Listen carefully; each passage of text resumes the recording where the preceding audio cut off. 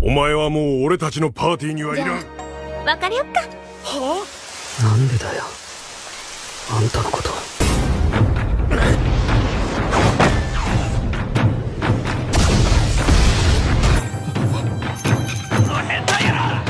バンだな。あるんだって。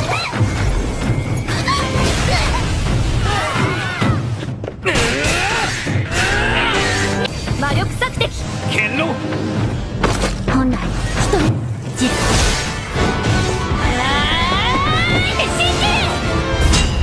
Berlatar belakang dunia fantasi di mana ada sebuah kota yang dipenuhi bahaya dan peluang, yaitu kota labirin. Dan cerita pun akan berfokus pada seorang petualang hebat bernama Nick. Nick di sini merupakan anggota party master bela diri, mempunyai pacar cantik berambut kuning mengambang. Namun suatu hari ia dikeluarkan dari party, lebih tepatnya diusir oleh Argas yang ia kagumi bahkan dianggap sebagai ayah. Bukan hanya itu, Nick diputusin oleh pacarnya secara tiba-tiba. Waduh, ada apa ini? Iya, di bawah rintitan hujan deras, Nick melamunkan semua yang terjadi, di mana Argas mengusir Nick hanya karena Nick tak mau memaafkan seorang pencuri yang mencuri untuk seorang ciwi. Bukan hanya itu, Nick di sini dikira telah menjadi petualang yang songong, tak sepemikiran dengan Argas. Iya, padahal di sini Nick sangat mengagumi Argas. Tak berlangsung lama, muncul seorang ciwi idol Agate memberikan sebuah tiket konser. Nick di sini heranlah dengan kehadiran si ciwi yang mau mengajaknya bicara. Dan si ciwi bilang bahwa seorang idol akan selalu menghibur dan memberikan semangat. 絶対来てくださいね。行かないって言って。Iya, meski Nick bilangnya takkan datang, namun Nick yang lagi galau menghadiri konser Agate. Alhasil kini Nick menjadi seorang wota sejati. Iya, meski menjadi seorang wota sejati, Nick tetap harus bekerja mencari nafkah sebagai petualang. Dan karena saat ini ia nggak punya party, Nick berusaha untuk mencari rekan. Namun ia selalu kepikiran perkataan dari Argas, di mana Nick tak pantas menjadi seorang petualang.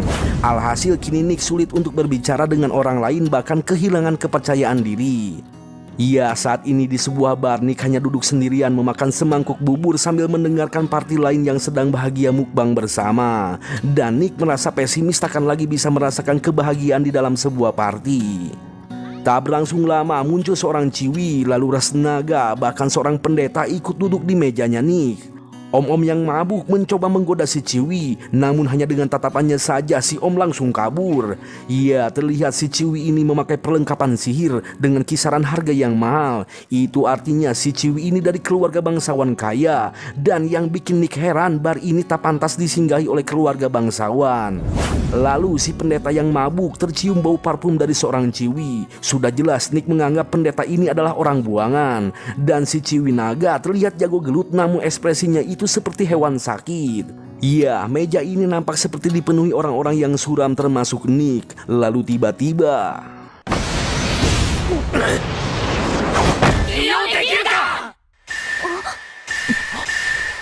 iya, semuanya nampak heran dengan kesamaan mereka yang sudah tidak bisa mempercayai orang lain. Iya, kita pun diperlihatkan masa lalu nasib suram dari seorang ciwi penyihir bernama Tiana, di mana Tiana ini merupakan murid jenius menciptakan sihir petir gabungan dari sihir angin dan air. Kemampuannya itu banyak dipuji oleh para guru. Terus yang suram apa coba? Masa murid jenius gini dibilang suram sih? Ya, jadi begini, Tiana ini memiliki tunangan bernama Alex. Seperti yang kita lihat, Tiana menghampiri Alex yang sedang berduaan dengan seorang ciwi pedagang bangsawan bernama Lin. Tiana di sini nggak marah soal Alex sama ciwi manapun karena sudah jelas ia adalah tunangannya. Namun di sini Alex nampak bosan mendengar cerita Tiana yang selalu mengabarkan kemampuan hebatnya dan pujian dari guru-guru. Bukan hanya itu, Tiana ini dikabarkan kemampuannya itu hanyalah bualan semata. Bahkan digosipkan suka merayu guru-guru. Lebih tepatnya nilai kemampuannya adalah palsu. Dan di sini Alex merasa malu di hadapan orang lain sebagai tunangannya. Alhasil kini Alex memutuskan hubungan pertunangan dengan Tiana. Alex. Iya, kini Tiana hanya termenung sendirian sedangkan Alex bahagia bersama Lin. Tiana yang mempermalukan keluarga diusir dari rumah oleh ayahnya sendiri. Dan semenjak saat itu Tiana berkelana ke kota demi kota mencari pekerjaan untuk mencukupi kebutuhannya. Namun tak ada satupun orang yang mau memperkerjakan seorang bangsawan. Alhasil rasa frustasi kini membawanya ke sebuah perjudian agar cepat dapat uang dan kaya. Namun justru hal tersebut membuatnya semakin miskin tak sanggup membayar kontrakan. Dan kini ia tiba di kota labirin untuk menjadi seorang petualang. Namun sama seperti Nick, ia tak bisa dapat party karena wajahnya yang selalu tajam tanpa senyum. Selanjutnya kita diperlihatkan masa lalu nasib suram dari seorang pendeta bernama Zem, di mana Zem hidup di kota Medler yang terkenal dengan obat dan kuil pemuja dewa ilham. Ya, Zem di sini selalu dibantu dicarikan tanaman obat oleh bocil ciwi bernama Miril. Zem di sini dikenal sebagai orang baik. Suatu hari malam-malam, Miril yang membawakan tanaman obat menyatakan perasaan pada Jem. Namun Jem menolaknya karena seorang pendeta dilarang untuk pacaran apalagi menikah. Dan hal tersebut membuat Miril marah.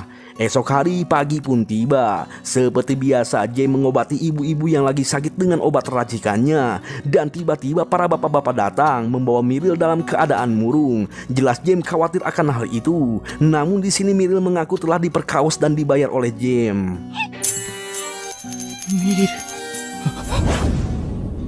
Alhasil kini Jem mendekam di dalam penjara selama 3 bulan lamanya. Dan setelah itu ia diasingkan dari kota.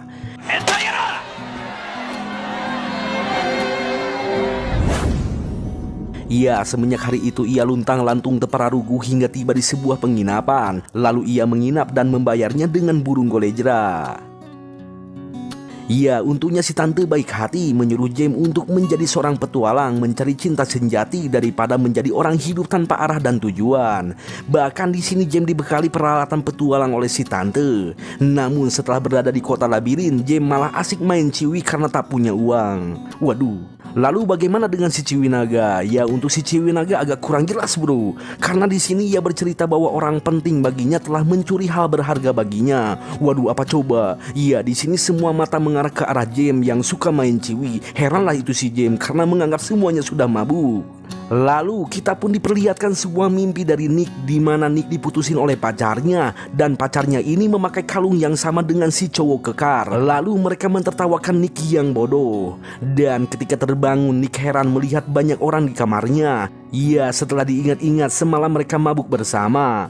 Alhasil kini Nick mengusir mereka untuk pergi. Namun yang jelasnya kamar ini adalah kamar Tiana. Malulah dia, langsung pada pulang. Ketika akan pada bubar, tiba-tiba Nick mengatakan sesuatu mengenai histori masing-masing yang bernasib suram. Di mana jika bubar saat ini, apakah masih bisa bertahan hidup? Belum tentu esok hari masih bisa menemukan tempat untuk berteduh. Maka dari itu Nick mengajak mereka yang tak percaya siapapun untuk membentuk party. Ya, disinilah awal mula party terkuat akan terbentuk dan suatu hari mereka akan melawan Raja Iblis demi menyelamatkan dunia. Saki no hanashi ja na. Iya, kini mereka mulai mendaftarkan partinya di guild. Resepsionis menganggap party Nick cukup seimbang dengan 2 orang jago gelut, 1 pendeta dan 1 penyihir. Si resepsionis pun bilang bahwa si Ciwi Naga merupakan seorang survivor, dalam artian orang yang secara ajaib selamat seorang diri di dalam labirin peringkat C. Iya, berkat hal tersebut kini Nick menamai partinya yaitu Survivors, yang memiliki arti kembali hidup-hidup. Setelah itu malam harinya mereka menentukan 3 aturan di dalam party. Pertama dari Tiana, tak boleh mengusik atau merosting hobi orang lain. Dan Jem mengawasi uang. Dan dari si Ciwi Naga harus kembali hidup-hidup. Ya, di sini Nick membagi tugas untuk tiap anggota mengenai uang. Nick sendiri akan menangani buku kas, sedangkan Tiana memastikan buku kas dan uang. Si Ciwi Naga sebagai pemegang kotak uang, lalu Jem sebagai pemegang kunci. Ya, hal tersebut sengaja dibentuk karena mereka secara individual masih kurang percaya satu sama lain, dan Nick di sini ingin menumbuhkan rasa percaya itu. Ya, sesuai pengalamannya yang dikhianati, Nick merasa party ini akan terus berdiri dengan keraguan masing-masing. Lebih tepatnya percaya dan selalu curiga. Meski di lubuk hati mereka ingin mencoba untuk percaya. Iya, si Ciwi Naga menganggap percaya orang itu sulit. Namun berbeda dengan Tiana, percaya itu gampang. Intinya Nick berharap semua anggota party harus saling meragukan. Shinjitai. Esok hari pagi pun tiba. Karena party survivor masih di peringkat G, hanya diperbolehkan memasuki 3 labirin saja. Dan untuk naik ke peringkat F, cukup menyelesaikan 2 labirin dan mengalahkan 1 bos lantai. Iya, pengetahuan ini didapat selama Nick masih di party master bela diri. Dan di sini Nick menjelaskan sambil berjelajah. Itu karena bagi Tiana dan Jem berpetualang merupakan hal yang asing bagi mereka berdua. Seperti yang kita lihat, monster pertama yang mereka temui sejenis slime, dan untuk membunuhnya cukup mudah, yaitu dengan mengambil intinya, dan inti tersebut merupakan sumber uang yang mereka cari. Perjalanan pun terus berlanjut sambil mengambil satu persatu inti slime. Selama di perjalanan, Nick terus memperingati rekan-rekannya untuk selalu waspada. Tak berlangsung lama, Tiana yang sombong terkena muncratan tepat di bengetnya, bahkan Tisoledat hingga terjatuh. Ya, beginilah slime, meski tak berbahaya namun ngeselin. Maka dari itu waspadalah, waspadalah, waspadalah. Tiana yang kesal mengeluarkan sihir es untuk membunuh slime, namun sihirnya meleset mengeras si Ciwinaga. Ya, meski si Ciwinaga bisa menangkisnya, namun hal tersebut menjadi sebuah keraguan yang besar bagi si Ciwinaga. だったでしょ。ティアナを信じてみ。こっちが間違える。 Alhasil kini selama di perjalanan si Ciwinaga tak mempercayai Tiana. Kini tibalah mereka di lantai teratas. Terlihat sosok bos monster berupa slime berukuran raksasa berwarna pink. Tiana yang kesal langsung menyerangnya dengan sihir es. Nick mencoba melarangnya, namun karena sudah terlanjur, muncratlah itu si slime.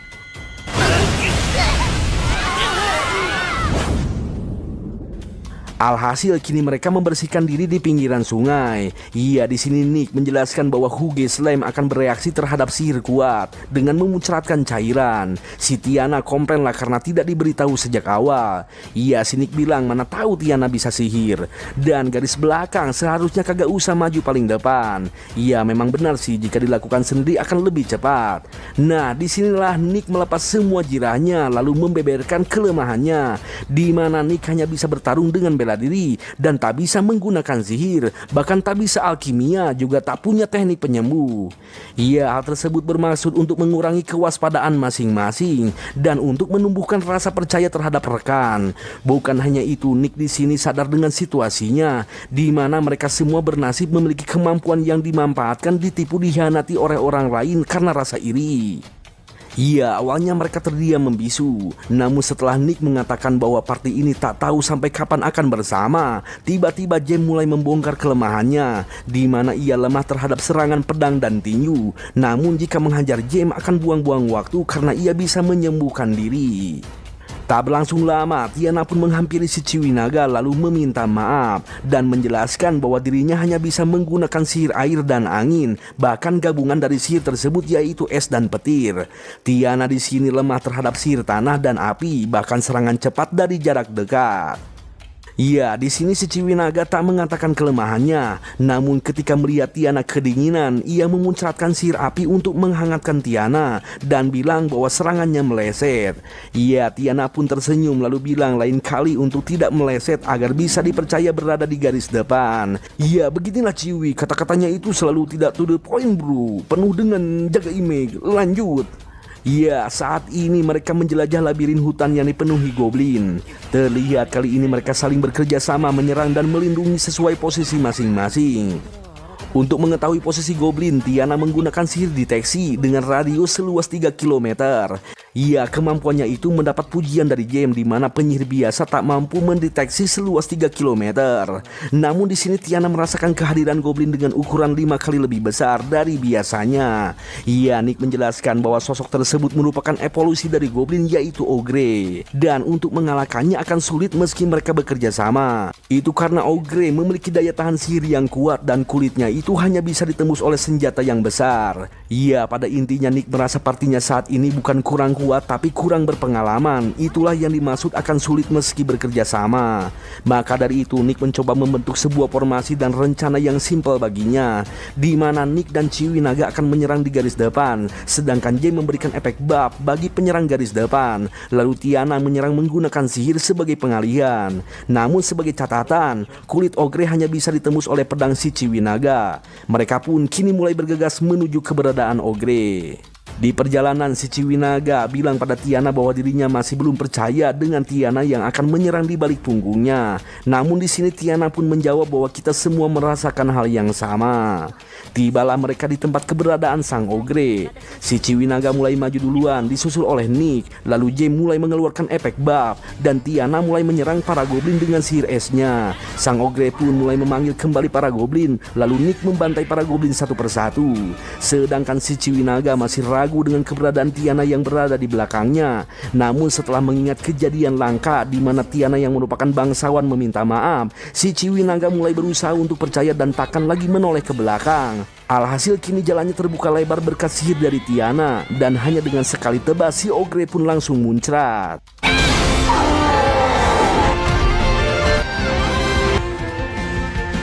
Kini Nick menyuruh seluruh rekannya untuk mencoba mengguliti tanduk goblin. Namun ditolak oleh Tiana. Ya jelaslah secara anak bangsawan kagak suka dengan hal yang menjijikan. Berbeda dengan si Ciwinaga yang sudah terbiasa. Namun tiba-tiba ketika mencabut tanduk, Nick terpeleset membentur si Ciwinaga. Dan gawatnya bros milik si Ciwinaga yang bergambar angsa terjatuh dan pecah. Waduh.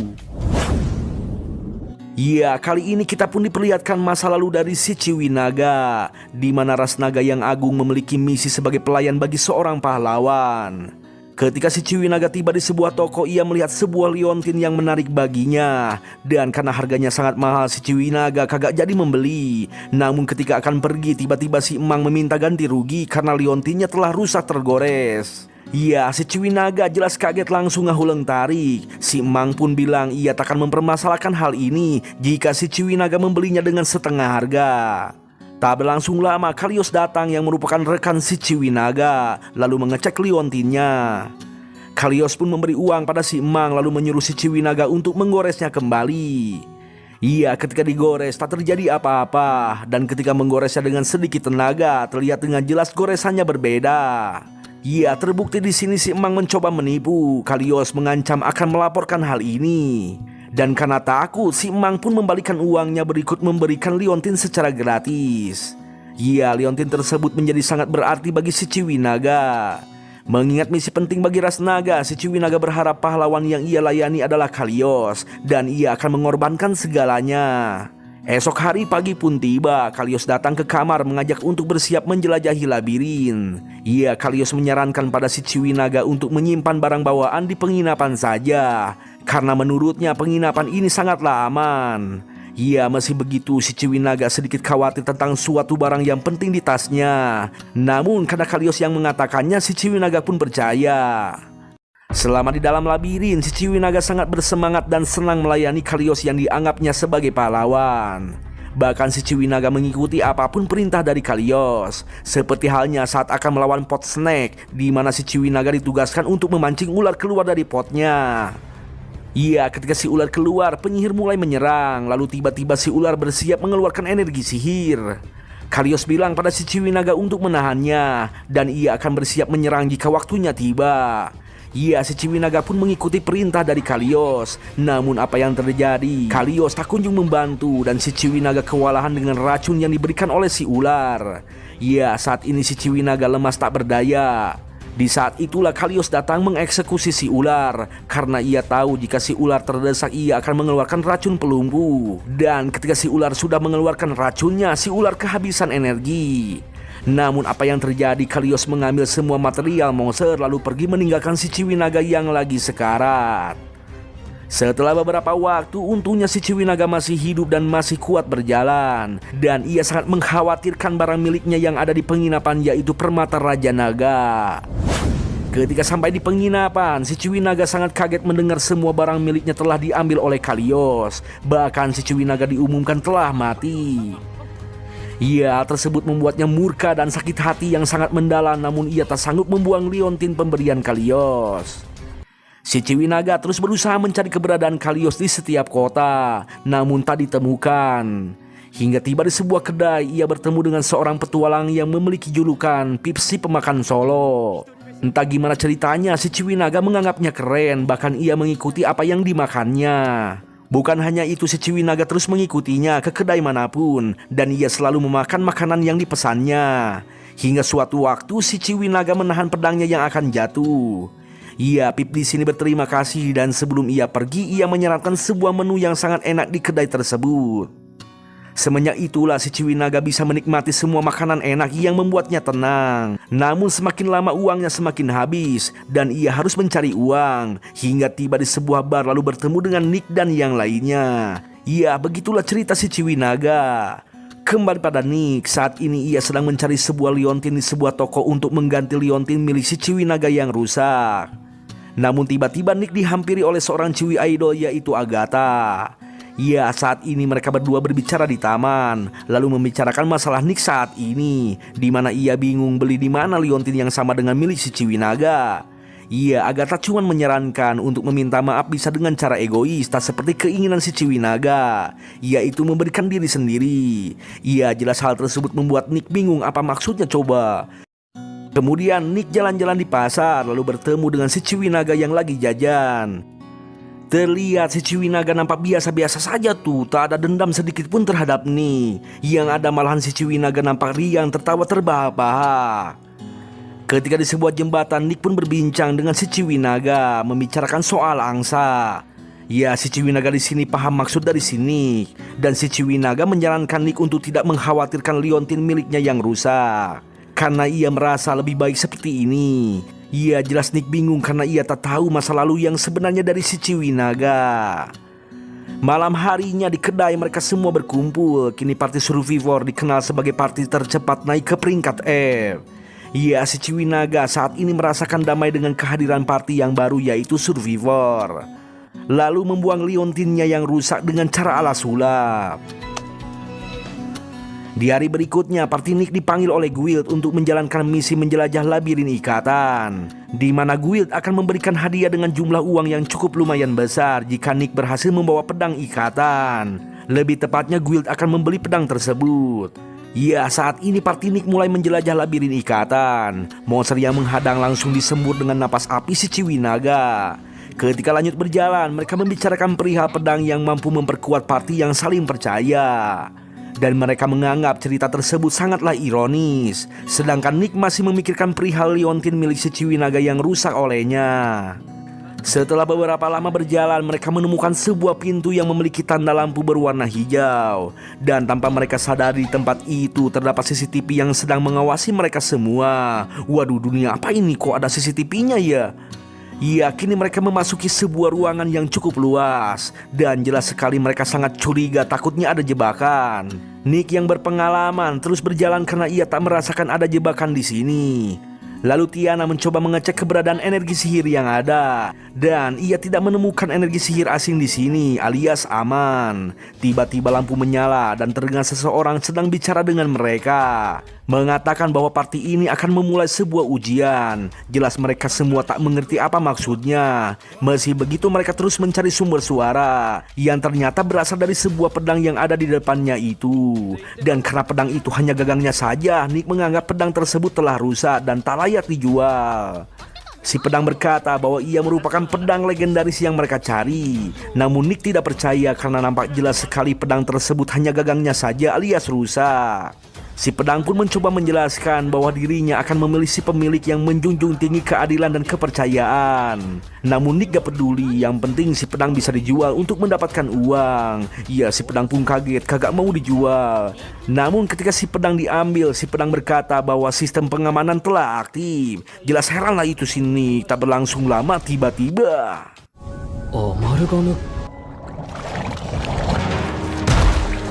ya, muncul sosok monster bernama Algama Golem. Tiana pun langsung menyerang dengan sihirnya. Lalu ketika si Ciwinaga akan menyerang, Nick merasa ada yang aneh, langsung menyuruh si Ciwinaga untuk menjauh. Dan tiba-tiba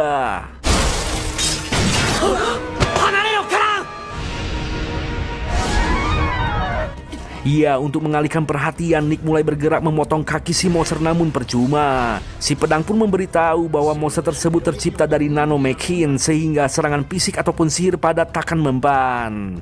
Dan si pedang menyarankan Nick untuk menggunakan dirinya.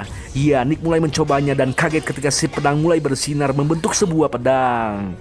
Si pedang pun menyuruh Nick untuk membayangkan si Ciwinaga lalu berteriak dengan keras sambil mengatakan Union. Ya, si Nick nurutlah, namun tak terjadi apa-apa. Jelas Nick marah karena merasa telah ditipu. Karena si monster datang, Nick langsung mengesebetnya. Namun apa yang terjadi, potongan tangan si monster bergerak dan ketika Nick lengah, ditonjoklah sama si monster. Tania mulai mengeluarkan sihir pembeku. Ketika si monster tak bisa bergerak, si Ciwinaga langsung bergegas menolong Nick. Tak berlangsung lama si monster bergerak kembali menghancurkan es yang mengikatnya. Paniklah itu si Tania. Ya mau tak mau Tania dan Zem harus menahan si monster agar tidak mengejar si Ciwinaga. Saat ini Nick tertimbun reruntuhan dan terluka cukup parah akibat serangan si monster. Tak berlangsung lama si Ciwinaga datang menolong. Ya, Nick berkata sebaiknya segera pergi menyelamatkan yang lain. Nick berharap setidaknya salah satu anggota party ada yang selamat. Namun si Ciwinaga kagak mau karena ia ingin semuanya pulang bersama dengan selamat. Iya, Nick pun meminta maaf perihal Liontin yang rusak. Dan disinilah si Ciwinaga menceritakan masa lalunya yang terkait dengan Liontin. Yang pada intinya si Ciwinaga merasa kalau Liontin yang rusak merupakan hal yang baik. Karena sekarang ia telah menemukan party baru yang membuatnya senang. Tak berlangsung lama si pedang kembali menyuruh Nick untuk mengucapkan union. Sementara itu di sisi lain Tania sudah menyerah dan pasrah karena setiap serangannya tak ada yang mempan. Game yang sudah berusaha memperkuat serangan Tania marah-marah ingin Tania terus berjuang. Lalu ketika mereka berdua sudah mengira bahwa mereka akan berakhir, tiba-tiba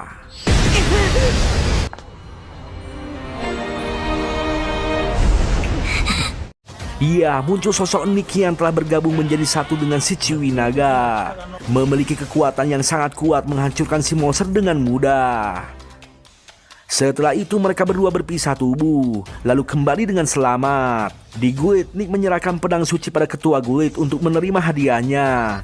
Bu Ketu bertanya siapa bocah berambut putih yang ada di belakang. Si bocah pun memperkenalkan diri bernama Kizuna. Ketua guild merasa aneh dengan namanya yang sama dengan nama pedang suci. Iya, ternyata Kizuna di sini merupakan penjelmaan dari pedang suci dan pedang suci hanyalah sebuah wadah baginya. Kizuna menjelaskan bahwa dirinya bisa menggunakan paralesasi, dalam artian ia bisa berubah wujud menjadi manusia. Memang membingungkan sih, tapi mereka tak peduli dan yang penting di sini mereka mendapatkan hasil yang cukup lumayan untuk dibagi.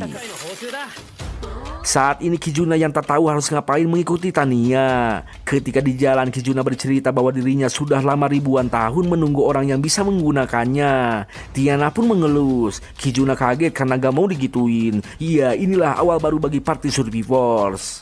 ここから始まったようなの。 Di kemudian hari terlihat Kizuna menikmati dunia yang dipenuhi tipu-tipu, dipenuhi pemuda-pemuja idol, dipenuhi petualang makan sambil nangis. Ya, baginya dunia penuh warna sangatlah indah. Namun yang penting di sini party Survivor mulai membagi tugas, di mana kotak uang akan dipegang oleh si Ciwinaga, kuncinya dipegang oleh Zem, lalu alat penghitung dipegang oleh Tiana. Kemudian Nick mengeluarkan sejumlah uang sisa pembagian dan uang tersebut akan menjadi dana untuk party Survivor. Namun karena jumlahnya tinggal sedikit mereka mulai panik karena tanpa sadar telah melakukan pemborosan. Iya, masih begitu Nick tetap semangat dan besok waktunya untuk bekerja lagi mencari uang. Keesokan harinya kita diperlihatkan sebuah mimpi dari Tiana tentang masa lalu, di mana ketika telah dikhianati oleh tunangannya sebelum pergi dari istana, Tiana mendapatkan hadiah perpisahan dari sang guru berupa pematik. Bukan hanya itu, sang guru pun memberi pesan, karena tak ada yang membutuhkan kita menjadi bebas, namun kebebasan selalu dibatasi dengan banyak hal. Dalam artian meski menginginkan kebebasan, terkadang kita ingin dibutuhkan oleh orang lain. Iya, begitulah manusia. Sambil tertawa, sang guru mengatakan sebaiknya manusia dimusnahkan saja. Manusia terkadang masih bisa tertawa dalam situasi apapun, meski di kemudian hari akan terjadi yang lebih buruk lagi. Sang guru pun terus menahan ketawanya sambil bilang bahwa Tiana terlalu serius. Ketika Tiana akan pergi, sang guru memberikan pelajaran terakhir sebagai perpisahan. Kenalilah siapa dirimu, mengetahui apa yang kamu bisa dan apa yang telah kamu pelajari. Hal itu merupakan harta yang tak bisa direbut oleh orang lain. Setelah itu sang guru kembali menahan ketawanya. Tiana di sini sangat bingung apakah itu lelucon atau bukan, namun baginya kata-kata tersebut sangatlah berarti. Ketika terbangun, Tiana selalu bertanya-tanya apakah semua orang seperti dirinya, yang terkadang saat terbangun dari tidur ingin kembali ke masa lalu sebelum terjadi kejadian yang menyakitkan. Di sisi lain kita pun diperlihatkan si Ciwi Naga yang baru terbangun langsung termenung. Lalu Zem juga terbangun langsung termenung. Kemudian kita diperlihatkan mimpi masa lalu dari Nick, di mana ketika itu ia memberikan sebuah hadiah untuk sang pacar. Claudine nampak senang, namun tak lama kemudian Claudine marah-marah menginginkan sesuatu yang lebih mewah, lebih mahal, lebih berkilau. Di saat itulah Nick terbangun dan langsung termenung. Kijuna yang masih tertidur berbicara lewat telepati bahwa ia melihat mimpi Nick bahkan yang lainnya. 自分だけだろうか。自分だけだろうか。 Setelah itu mereka semua berkumpul di sebuah kedai. Kijuna berkata dengan lantang menyindir semuanya yang ingin kembali ke masa lalu. Namun menurutnya lebih baik seperti ini karena lebih seru. Lanjut, kini mereka mulai mengerjakan misi penaklukkan labirin Bukit Es. Terlihat labirin tersebut dihuni oleh satu monster yaitu Rasetsu. Berkat kehadiran Kizuna kini mereka bisa berbicara lewat telepati. Ini si Ciwi Naga malah mengetes telepati bisa digunakan dari jarak jauh. Tapi si Ciwi Naga deket banget sama si monster. Jelas Tiana panik. Namun berbeda dengan Kizuna, tanpa pikir panjang langsung menyerang seorang diri. Awalnya Nick dan kawan-kawan panik akan kecerobohan Kizuna. Namun semua sirna setelah melihat Kizuna yang kuat. Bahkan bisa menggunakan teknik paralel atau lebih tepatnya membuat cloning. Sehingga si monster langsung tumbang dengan mudah. Di sini Nick merasa aneh kenapa tubuhnya terasa lelah. Yaitu karena Kizuna telah meminjam energi milik Nick sang pengguna. Meski agak kesal, namun Nick kagum dengan teknik berpedang milik Kizuna. Kizuna pun memberitahu bahwa teknik itu merupakan teknik yang telah ia install dari si pengguna yang dulu sebelum bertemu dengan Nick. Kizuna juga memiliki jurus andalan yaitu Combine, lebih tepatnya Fusion atau lebih tepatnya Union. Namun menurut Nick itu percuma jika digunakan, karena setelah menggunakannya dirinya akan tumbang kelelahan. Mereka pun mulai berdebat lewat telepati. Setelah ini si Ciwi Naga akan pergi makan, begitupun nih. Tiana akan mengecek para naga, sedangkan Jem akan mengecek para Ciwi. Waduh. Kijuna kesal karena mereka semua terus berbicara lewat telepati. Padahal bicara biasa aja kan bisa, kan udah nggak ada monster bro. Kemudian Nick dan si Ciwi Naga pergi untuk makan. Kizuna yang ikut disinir oleh Nick. Kizuna berteriak lewat telepati sehingga membuat Nick kesakitan. Setelah itu mereka sampai di sebuah restoran. Sontak Nick langsung kaget karena restoran tersebut mengingatkannya terhadap sang mantan. Di dalam restoran terlihat si Ciwi Naga menikmati makanan yang dihidangkan. Tiba-tiba Nick mendengar suara Ciwi yang tak asing di telinganya. Dan benar saja suara tersebut adalah sang mantan yang kini sedang berkencan dengan pacar barunya, seorang bocil. Terlihat si bocil memberikan sebuah hadiah karena Claudine sedang berulang tahun. Claudine bercerita pada si bocil bahwa ibunya sedang kritis. Sambil menangis mengeluarkan air mata buaya, Claudine memerlukan sejumlah uang agar bisa pulang menjenguk ibunya. Si bocil pun percaya dan akan mencarikan uang demi sang pacar. Disitulah Nick datang menyinir si mantan yang sedang berbohong perihal ibunya, bahkan hari ulang tahunnya. Sontak si mantan langsung panik. Nick kembali menyinir jangan sampai hadiah itu dijual karena akan menjadi kasus penipuan. Sontak si mantan langsung membawa si bocil untuk pergi. Si Nick pun kembali berkata jika anaknya menjadi seorang buronan, mamanya pasti akan sedih. Alhasil kini si mantan melempar hadiahnya lalu pergi seorang diri sambil membawa hati penuh kekesalan. Si bocil pun bertanya pada Nick apakah dirinya telah dibohongi. Si Nick kagak menjawab karena si Ciwi Naga menyuruhnya untuk lanjut makan sebelum dingin. Lanjut, esok harinya party survivor kembali berkumpul membicarakan misi selanjutnya. Namun tiba-tiba si mantan datang menyiram Nick dengan air jus. Sontak si Ciwi Naga langsung bersiap untuk bertempur. Namun Nick di sini masih sabar berbicara dengan hati yang dingin. Si mantan berkata bahwa jus tersebut traktiran dari mamanya sebagai titip salam. Lalu Leon pun ikut berkata bahwa kemarin Nick telah berperilaku kasar terhadap Claudine sang pacar. Nick pun langsung menyinir pada si mantan, di mana setelah mendapatkan kalung hadiah pasti akan kabur dari Leon. Si mantan membela diri dengan berkata bahwa Nick marah dan dendam karena diputuskan. Waduh, harus dikasih paham nih Ciwi. Leon yang marah ngajak adu mekanik di luar. Tanpa ragu Nick menerima tantangan tersebut. Namun apa yang terjadi ketika di luar, si Leon malah meminta maaf dan tak mau bertarung. Waduh, kok cupu ya? Ya, Leon di sini mencoba mempengaruhi Nick untuk bekerja sama menipu Claudine karena ia sudah bosan dengannya dan Leon di sini akan memberikan Claudine jika mau. Jelas Nick tak terpengaruh karena imannya sudah kebal. Namun ketika si Leon berbicara bahwa Nick juga mencoba menipu party survivor, Nick murka langsung menonyok si Leon karena bagi Nick partinya saat ini sangatlah berharga. Leon mencoba menyerang balik namun dengan mudah Nick menguncinya. Lalu Nick bertanya sebanyak apa uang hasil menipu, seenak apa sake yang dibeli dengan uang haram hasil menipu. Eta berlangsung lama muncul rekan Leon menyerang Nick dengan sihir angin. Iya, si kacamata tertawa karena Nick telah memakan sergapan. Namun tiba-tiba muncul si Ciwinaga langsung menggantung si kacamata dan berkata hanya makananlah yang bisa dimakan. Eta berlangsung lama lagi muncul ketua guild. Dikira akan melerai mereka, ternyata si ketua guild akan memberikan tempat untuk berduel secara resmi, yaitu pertarungan kalkulasi bare knuckle. 乗っ取るなら止めるつもりはない。 Kini mereka dibawa ke kantor guild untuk menentukan aturan dan jenis pertandingan. Ya, Pilma menjelaskan pertandingan akan dilakukan dengan cara duel dan menyelesaikan soal perhitungan secara bersamaan. Pertandingan akan dilakukan selama 10 ronde. Setiap ronde soal akan semakin sulit dan hukuman juga semakin berat. Nick di sini sudah dipastikan sebagai peserta duel melawan Leon. Lalu yang akan menjadi peserta menyelesaikan soal perhitungan adalah si Ciwinaga melawan Claudine. Bang, sumpah bang, gue bingung bang. Tenang bro, gue juga sama bingung. Kita lanjut aja dulu, baru kita akan mengerti. Sebelum pertandingan dimulai, si Ciwinaga dilatih oleh Zem untuk menyelesaikan soal matematik. Si Ciwinaga nampak pesimis karena ia kurang mahir soal perhitungan. Meski nilainya jelek, Zem memberi saran bahwa yang terpenting adalah melihat yang bisa dan tak bisa. Cukup tingkatkan yang dipahami dan buatlah mengerti yang tak bisa dipahami. Jem yakin si Ciwinaga akan bisa melakukannya. Alhasil kini si Ciwinaga mulai bersemangat.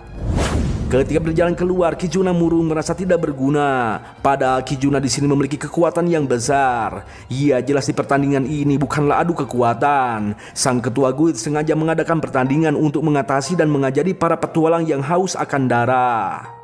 Iya, Jem berkata pada Kijuna bahwa Kijuna tetap bisa membantu, namun bukan sebagai pedang, melainkan sebagai rekan party survivor. Kemudian mereka pun mulai berlatih dan menyusun rencana selama 1 minggu. Namun Jem malah main ciwi setiap harinya. Loh kok gitu ya? Tenang bro, jangan dulu berpikiran negatif. Memang sih semua juga pada aneh kenapa si Jem malah asik-asikan main ciwi. Iya, setelah berkumpul kembali barulah Nick menjelaskan bahwa Jem selama ini disuruhnya untuk mencari informasi dari para lonte-lonte. Alhasil kini si Jem memiliki info penting bahwa party macan besi memang sebelumnya pernah melakukan duel seperti ini dan mereka selalu berbuat curang. Salah satu ciwi lonte memberitahu bahwa mereka seakan-akan memiliki mata di belakangnya lalu mengakali lawannya dengan curang. Namun si lonte kagak tahu trik apa yang mereka pakai. Iya, Kijuna di sini menyimpulkan bahwa mereka memiliki sebuah artefak permata pikiran. Fungsinya hampir sama dengan telepati namun fiturnya lebih rendah. Iya, untuk di pertandingan nanti Nick menyuruh si Ciwinaga agar tetap berkonsentrasi menyelesaikan soal, sedangkan ia akan menunggu sinyal dari Tiana. Esok harinya kita diperlihatkan mimpi masa lalu dari si Claudine, di mana waktu ia kecil ia hidup bahagia, kedua orang tuanya merupakan petugas stasiun kereta. Namun semua berubah setelah orang tuanya dipecat karena telah terciduk melakukan penggelapan uang. Perekonomiannya yang hancur hampir saja Claudine dijual oleh sang orang tua. Namun untungnya ia bisa kabur. Hingga beranjak dewasa untuk bertahan hidup, Claudine yang memiliki paras cantik dan kepintaran melakukan penipuan terhadap para cowok-cowok dongo yang menjadi pacarnya. Terus bergonta-ganti pasangan hingga akhirnya bertemu dengan Nick lalu menipunya. Iya, Claudine pun langsung terbangun mengingat Nick yang saat ini menghalanginya. Dan ia begitu murka ingin menghancurkan Nick lebih dalam. Ah, si abang pura-pura gak lihat ya bang. Santuy bang, jangan terlalu serius bang. Ente ya kadang-kadang ente ini masalahnya genting bro, harus serius. Soalnya bisa jadi mengingatkan para jomblo kita yang trauma akan mantan, jadi kita harus serius dulu. Siang harinya pertandingan pun dimulai. Tepat di loteng tetangga, para petualang berkerumun untuk menonton. Sesuai dengan peraturan, Claudine dan si Ciwinaga akan bertanding mengerjakan soal perhitungan, sedangkan Nick Glut 1 lawan 1 melawan Leon. Terlihat Leon terus menghindar seakan-akan sedang mengulur waktu dan merencanakan sesuatu. Tak berlangsung lama si Ciwinaga berhasil menyelesaikan jawaban lebih dulu. Namun hasil menyatakan nilai Claudine lebih unggul. Alhasil kini Nick mendapat penalti atau hukuman, yaitu ditonjok tanpa melakukan perlawanan. Terlihat si Ciwinaga nampak menyesal karena telah melakukan kesalahan. Dan seperti biasa yang menang memberikan wajah ekspresi Pikaru Jiten.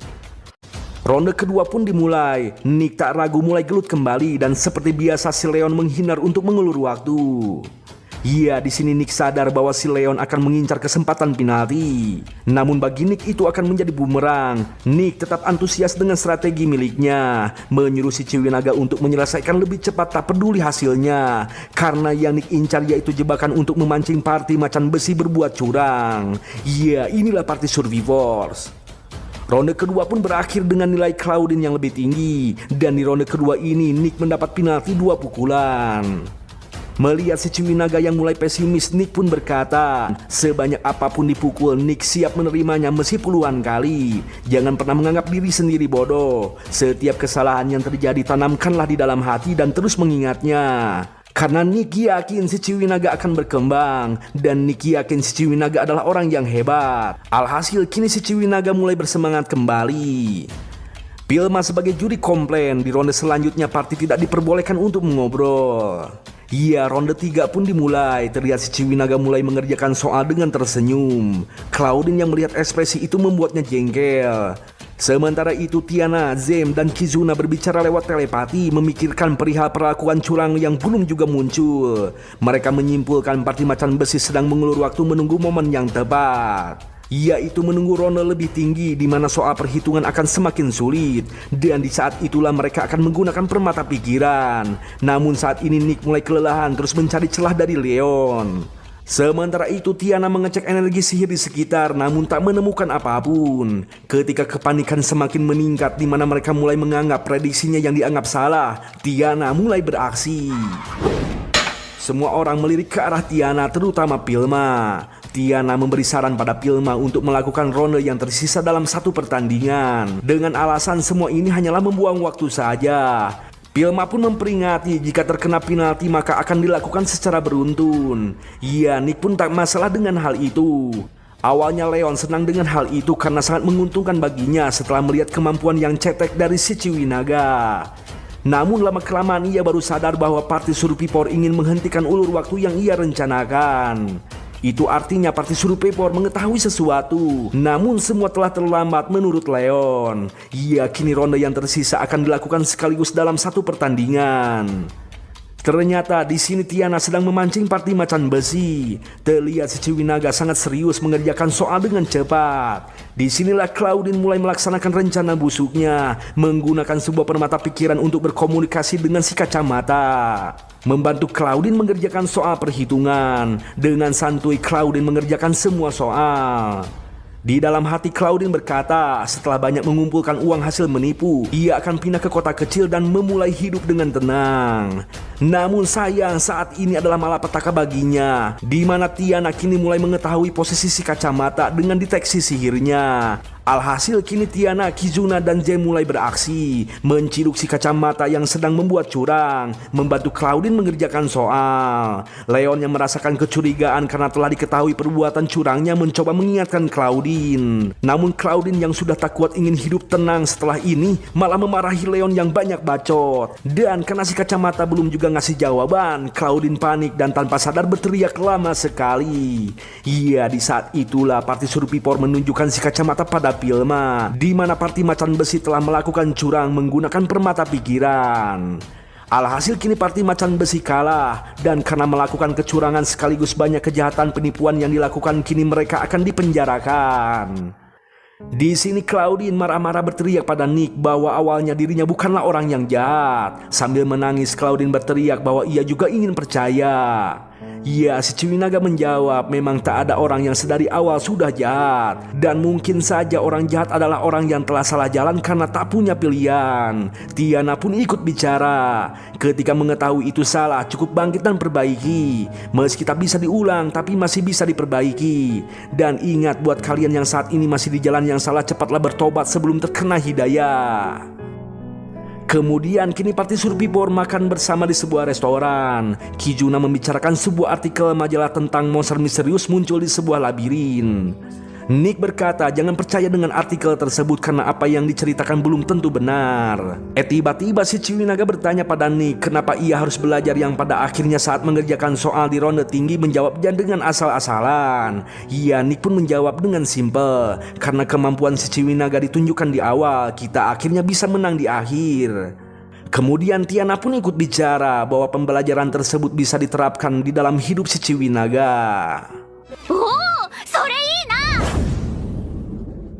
Lanjut, kita pun diperlihatkan masa lalu dari Leon, di mana dulu ia memiliki parti harimau besi yang diketuai oleh Bizot, sosok yang memiliki kecerdasan tinggi dan Leon sangat mengaguminya. Dengan kecerdasan yang dimiliki Bizot, labirin penjara bulan ditaklukkan dengan mudah. Bukan hanya itu, berkat kecerdasannya Bizot meraih kekayaan dan ketenaran. Namun suatu hari ia mati dengan sepele. Padahal Bizot adalah orang yang cerdas. Ya, kematiannya itu karena dihianati oleh manusia yang dianggap rekan. Dan semenjak itulah Leon sangat membenci manusia. Saat ini Leon telah dikurung di sebuah penjara. Tak berlangsung lama muncul seorang kesatria menghampiri menanyakan barang berharga hasil jarahan Bizot tempo lalu. Iya, Leon pun langsung murka memanggil barang yang dimaksud yang ternyata sebuah pedang evolusi. Dan saat ini si kesatria ketakutan sampai mengompol di celana karena pedangnya seakan hidup membebaskan Leon lalu berevolusi menjadi sosok monster. Sementara itu saat ini seluruh party survivor melakukan cuti dengan cara masing-masing. Si Ciwi Naga tidur seharian, James seperti biasa main ciwi. Lalu Nick dan Kijuna sedang mengantri es krim viral di sebuah gedung. Di gedung yang sama Tiana melakukan hobinya yaitu bermain kasino. Terlihat Tiana mengamati lawannya bahkan bandarnya. Tiana menilai player yang ia lawan merupakan pria yang memanfaatkan ciwinya sebagai bank berjalan. Yang ternyata ciwi ini adalah Agatha bro. Lalu cowoknya bernama Donnie. Dan player yang satunya lagi terlihat seperti lintah yang ingin meraup keuntungan, sedangkan bandarnya yang menyedot uang. Ia dengan santuy Tiana sang dewa judai main sambil udud, dan tak lama kemudian lawannya langsung bangkrut. Tiana bilang pada Donnie sebaiknya orang yang tidak berbakat mending pulang saja main sama teman dan jangan pergunakan uang orang lain. Donnie pun pergi dengan penuh rasa jengkel. Kemudian Agatha berterima kasih pada Tiana karena ia menganggap Tiana sedang berusaha membuat Donnie jerah bermain slot. Tiana pun memberi saran bahwa manusia sangat mudah dibuang bahkan membuang. Namun tak berlangsung lama tiba-tiba muncul keributan, orang-orang kocar-kacir pada kabur. Iya, ternyata muncul Leon dengan perubahan wujudnya yang nampak seperti monster mencari keberadaan Nick. Sementara itu saat ini Kijuna dan Nick melihat-lihat meja judai. Kijuna begitu kagum melihat kartu yang digunakan untuk main judai merupakan anti sihir. Iya, kartu tersebut didesain untuk mencegah kecurangan dalam bermain. Namun tak berlangsung lama muncul orang-orang berlarian. Di sini Leon begitu murka terhadap Nick yang tidak memiliki rasa putus asa dan hal itu membuatnya benci, iri dan dengki. Leon terus mencari Nick hingga bertemu dengan Tiana. Iya, Leon bertanya di mana Nick. Leon mengancam jangan coba-coba menyembunyikan Nick karena ia memiliki penciuman yang tajam. Dan jika Tiana menyembunyikannya maka akan dijadikan noda di atas karpet. Tiana pun balik bertanya apa untungnya menjadikannya sebagai sandera karena dirinya bukanlah rekan Nick. Nick jelas takkan datang menyelamatkan karena sesungguhnya party survivor adalah sekumpulan orang-orang terbuang yang takkan lagi percaya satu sama lain. Tiana pun terus tertawa lalu memperlihatkan pematik dan padudan miliknya. Dan ketika lengah Tiana menyerang Leon menggunakan penyulut lalu kabur bersama Agatha. Namun tiba-tiba ia melihat Agatha yang pingsan. Tiana menyuruh si Donnie untuk menyelamatkan bank berjalannya. Leon menghiraukan Donnie dan Agatha. Di sini Tiana menegaskan kembali bahwa Nick tidak akan datang karena party survivor hanya akan saling merangkul agar tidak roboh, namun tidak akan saling membantu apalagi harus saling mengorbankan nyawa. Lebih tepatnya mereka tidak saling percaya. Alhasil Tiana yang sudah tidak dibutuhkan akan dilenyapkan oleh Leon. Namun tiba-tiba iya, muncul Nick menahan serangan dari Leon. Sontak Tiana langsung terkejut. Nick dengan santuy berkata bahwa jika Tiana mati maka ia akan repot karena Tiana merupakan sumber keberuntungannya. Mendengar hal tersebut membuat Tiana tersenyum dan mulai tumbuh sedikit rasa percaya. Iya, pedang yang saling berbenturan kini saling menyapa dan berbicara seperti teman lama. Dan karena merasa dihalangi, pedang evolusi memberikan kekuatan lebih pada Leon. Sehingga kini Leon mulai merekah, mengeras, berurat, berotot hingga membesar. Karena sudah tak bisa diajak kompromi, terpaksa Nick harus menggunakan Union. Awalnya Nick ragu melakukan Union dengan Tiana, namun apa salahnya mencoba. Dan karena tumbuh sedikit kepercayaan dari Tiana, Union berhasil dibentuk menjadi sosok kesatria Ciwi. Dengan sihir es, sang kesatria mencoba mengurung Leon, namun dengan mudah ia hancurkan. Lalu Leon mulai mengamuk teperaduguh menghancurkan parabot yang ada. Loh, kok kagak nyerang ya, malah marah-marah banting-banting parabot anjir. Iya, ternyata di dalam hati Leon tak mau melakukan semua ini. Namun apalah daya, pedang evolusi terus mempengaruhinya sehingga terjadi penolakan dan ngamuk teperarugu. Iya, di dalam hati sanubari, Leon terus berbincang dengan si pedang bahwa ia tak mau melakukan sesuai perintahnya. Leon pun berteriak di dalam hati meminta tolong. Di saat itulah sang kesatria Union mulai mengurung si Leon ke dalam piramid es. Iya, di dalam kegelapan si pedang berkata bahwa Leon yang membenci manusia karena dikhianati lebih baik berada di atas lalu memandang rendah mereka dan hiduplah dengan damai. Leon sebenarnya memiliki pembenaran, yaitu jika ditipu salah sendiri dan yang menipu salah sendiri. Dan sebenarnya Leon tak mau menjadi orang jahat karena awalnya juga ia bukanlah orang jahat. Leon di sini sangat mengagumi abangnya dan ia ingin seperti abangnya. Leon berharap saat ini ada orang yang menyelamatkannya dan tiba-tiba やめてくれ。誰か俺を。ニック。 Iya, dengan sebuah kartu anti sihir menyedot semua sihir yang berada di dalam tubuh Leon. Pedang evolusi yang terlempar kini dibekukan. Setelah itu sang kesatria pun pergi begitu saja. Sedangkan kini Leon ditangkap dan akan dipenjarakan lagi. Ketika di dalam penjara, Nick datang untuk menjenguk. Iya, Nick di sini hanya mengabarkan bahwa kejadian sebelumnya tak memakan korban satupun, namun kerusakan bangunan cukup parah. Nick memberitahu bahwa pedang evolusi kini telah disegel. Kemudian Nick menegaskan bahwa kini mereka sama-sama memiliki rahasia. Maka dari itu Nick berharap Leon tak bermulut ember. Setelah itu Nick pun pergi. Namun sebelum pergi Leon bertanya, "Kau tak bisa mabuk setelah meminum sake yang dibeli dari uang hasil menipu ya?" Iya, beginilah jawaban Nick.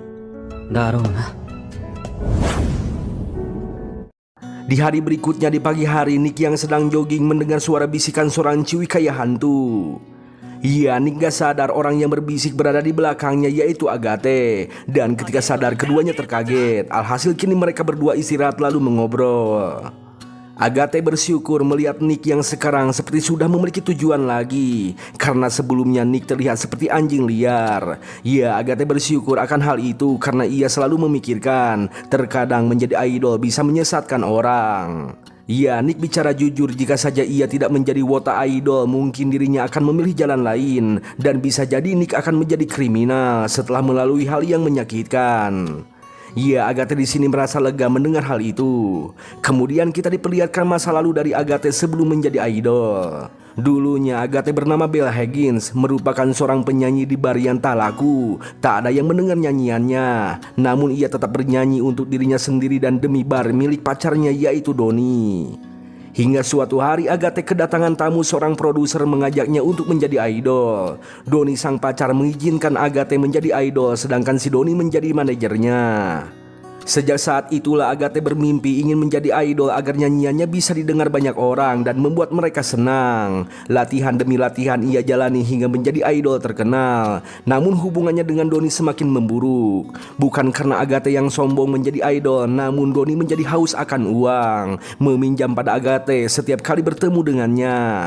Bukan untuk modal usaha, namun si Donnie malah kecanduan main judai. Ya, itu karena usaha yang ia jalankan kurang berkembang, hingga akhirnya bergelut nasib dengan berjudai agar cepat kaya. Iya, Agate sangat sedih melihat Donnie menjadi seperti itu. Agate sempat mengingat pertama kali Donnie membuka usaha, memiliki mimpi yang indah meski tidak berkembang usahanya. Namun Agate lebih suka melihat Donnie yang seperti itu. Semakin hari Donnie semakin menjadi. Donnie menjanjikan sebuah kemenangan besar. Bukannya senang, Agate yang mendengarnya seakan-akan seperti kata perpisahan. Donnie mengajak Agate ke sebuah kasino lalu kalah besar melawan Tiana. 鮮やかにその場の面々を彼女は終始 Maka dari itu Tiana di sini seperti penyelamat baginya, seakan-akan membantu untuk menyadarkan Doni. Namun seketika Tiana menghilang bersamaan munculnya seorang kesatria. Agate bergidik ngeri melihat kejadian sang kesatria yang mengayunkan pedangnya. Semenjak kejadian itu, produser turun tangan ke dalam urusan Agate, siap membayar semua hutang Doni dengan syarat Doni tidak usah lagi menemui Agate. Ya, Agate menegaskan bahwa sebenarnya ia selalu ingin mendengar kisah Doni. Namun Doni kini sudah berubah, tak pernah melihat lagi ke arah Agate, melainkan ke arah uangnya saja. Maka dari itu Agate sudah tidak bisa lagi berada di sisi Doni yang sekarang. Ketika Doni akan pergi, Agate memberi hadiah perpisahan. Kukira kartu ATM, ternyata kartu remi bro. Kasihan banget nih orang. Makanya jangan judai, mana ada main judai bisa kaya. Nih orang tololnya kebangetan bang. Ingetin bang pemirsa di rumah bang. Ya nantilah di akhir video, soalnya ada pembahasan bagus buat mereka-mereka yang suka main slot atau judai. Jadi kita lanjut dulu. Ya, setelah keluar dari ruangan, Doni melihat kartu yang diberikan berupa Queen, yang artinya terima kematian. Waduh, sadis juga nih si Agate. Tapi nggak apa-apa, sadis juga, yang penting niatnya baik bro. Lanjut, semenjak hari itu Agate tak pernah bertemu lagi dengan Doni. Namun suatu hari ia bertemu dan sekarang Doni menjadi tukang bersih-bersih di jalan. Gara-gara judai. Agate yang telah lepas dari masalahnya kembali konser setelah vakum beberapa hari. Panggungnya semakin meriah dengan lagu barunya yang ia ciptakan untuk sang dewi yang telah menyelamatkan hidupnya, yaitu sang kesatria paladin legendaris. Ya, saat ini Agate memiliki tujuan ingin menjadi idol yang sesungguhnya, yang selalu memberikan semangat pada orang-orang yang sedang berjuang. Acuau! Hari-hari pun berlalu, Agate menghampiri Nick di tempat yang sama dengan cara yang sama, berbisik kayak hantu. Namun kali ini Nick akan tertipu yang kedua kalinya. Ya, Agate bertanya, apakah kamu tidak galau lagi? Agate sadar semua manusia pasti mengalami hal itu. Datang masalah, silih berganti. Selesai satu masalah, datang lagi masalah yang baru, bahkan datang sekaligus. Ya, Nick menjawab jika bisa menyelesaikan satu masalah itu artinya selangkah lebih maju. Ya, Agate menegaskan kembali bahwa dirinya tak boleh kalah dari anjing liar yang selalu berjuang untuk bertahan hidup. そうだな。進まなきゃ。 Di kemudian hari, Kijuna membicarakan Stepping Man, sang penculik anak-anak yang menjadi topik hangat di dalam sebuah artikel. Dan seperti biasa, Nick menyuruh Kijuna untuk tidak mempercayai artikel tersebut. Namun Kijuna tetap ngefans sama hantu yang disebut Stepping Man, sang penculik anak-anak. Eta berlangsung lama, muncul Ciwi berkacamata mendengar perbincangan perihal Stepping Man, lalu mengenalkan diri bernama Olivia, seorang jurnalis penulis artikel tersebut. Olivia SKSD berbicara dengan gaya loncat-loncat para rugu alias tedai cicing. Setelah itu Olivia pamit pergi sambil berpesan jika ada rumor di kota labirin segera menghubunginya. Waduh, nggak jelas banget nih Ciwi. Tapi yang nggak jelas kayak gini tuh selalu mencurigakan bro. Lanjut, suatu malam ketika Jem pulang habis main Ciwi, terlihat seorang bocil sendirian di dalam gang yang tak ada satupun pohon jambu di sana. Namun tiba-tiba muncul bayangan menarik si bocil itu. Sementara itu Nick dan Kijuna habis nonton konser Agate. Lalu tiba-tiba Kijuna merasakan Jem dalam bahaya.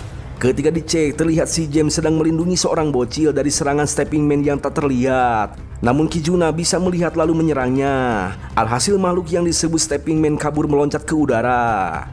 Kemudian si bocil dibawa ke sebuah ruangan. Waduh, ruangan apa ini ya? Sepertinya ruangan bar deh. Ya, yang penting di sini si bocil bercerita bahwa yang tadi mengganggunya adalah Stepping Man.